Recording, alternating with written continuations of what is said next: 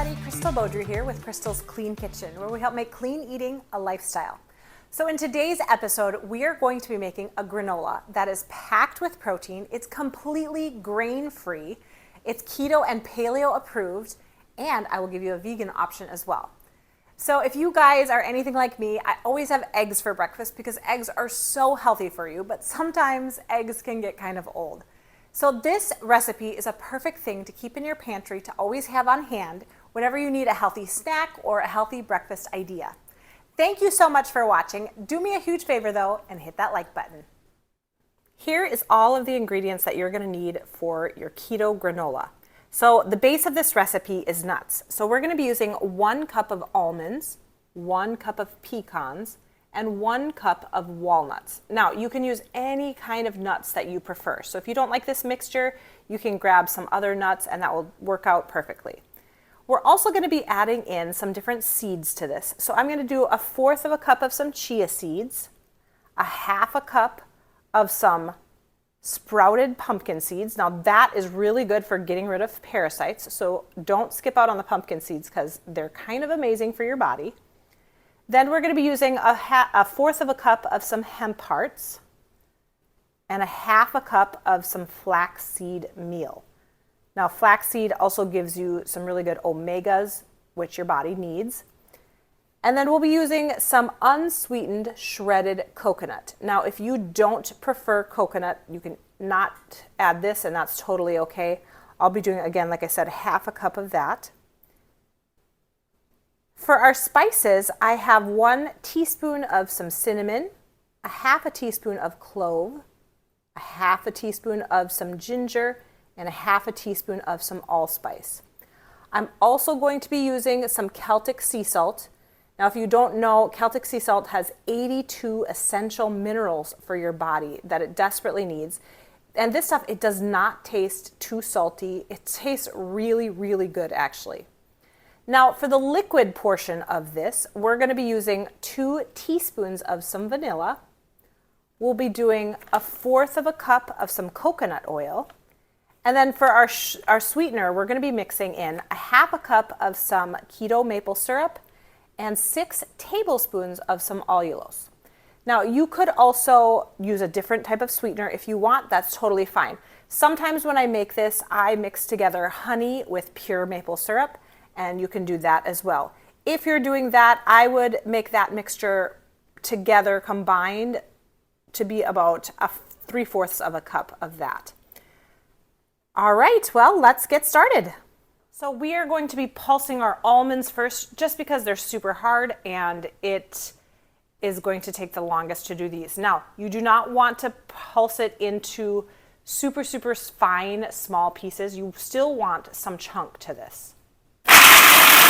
Now, I wanted the perfect texture for this. You can see there's still some big chunks in there. Now, I'm also making a double batch just because this stuff goes really fast, and so I just wanted to make a double batch to help it last a little bit longer. Now I'm going to be adding in the walnuts and the pecans. I'll be doing these a little bit less ground up because they're softer nut. I wanted to be extra careful not to make that too ground up. So here is how it looks. See how there's still some big chunks in there? That's what we are looking for. Now, as you're looking through the bowl, if you still see some kind of bigger pieces, you can break that apart with your hands. Every once in a while, you miss a little bit of it. Okay, now here is my 1/4 of a cup of hemp hearts and 1/4 of a cup of chia seeds, 1/2 cup of my pumpkin seeds, and 1/2 cup of the flax seed. If you do over or a heaping amount, that's totally fine. Now, I am making this batch for my little brother, and he does not prefer to have shredded coconut. So I'm going to not add that in this batch. Next, I'll be adding in my allulose. You can mix this all together, make sure there's no clumps. Then I'll be adding in my spices. I have some salt, the clove, some allspice, a little ginger. Now this is a very pumpkin pie type spice, and then some cinnamon. I personally like loads of cinnamon.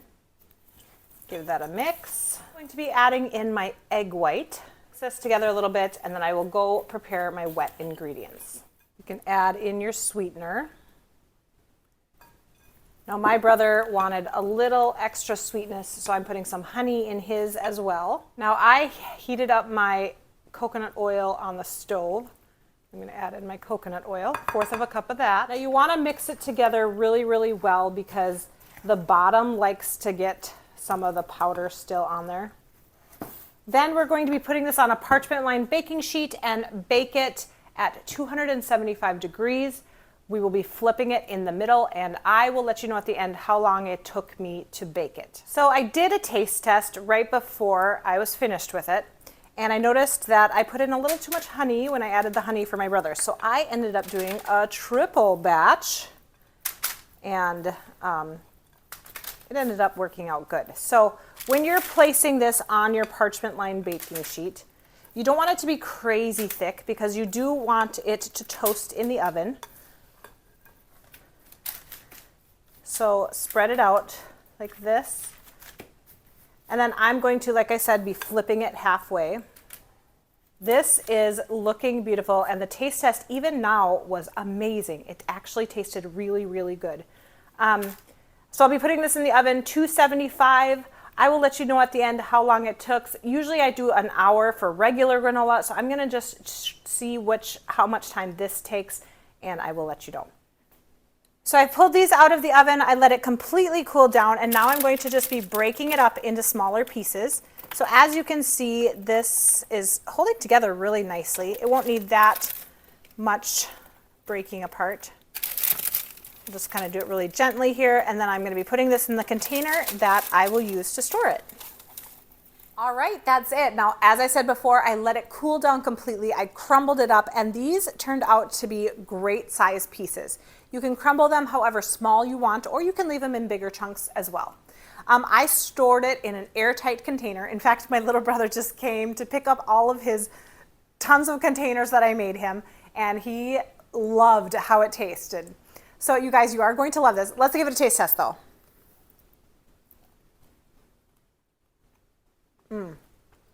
Honestly, I think this is one of the best granolas I've ever made. It's so good. And I don't even miss the oats. You know, I've always made this with oats in it. It tastes amazing without it. You guys are going to love this. Well, thank you so much for watching this video. Do me a huge favor though, hit that subscribe button if you haven't already, and of course, stay tuned for some more great recipes. We'll see you next time.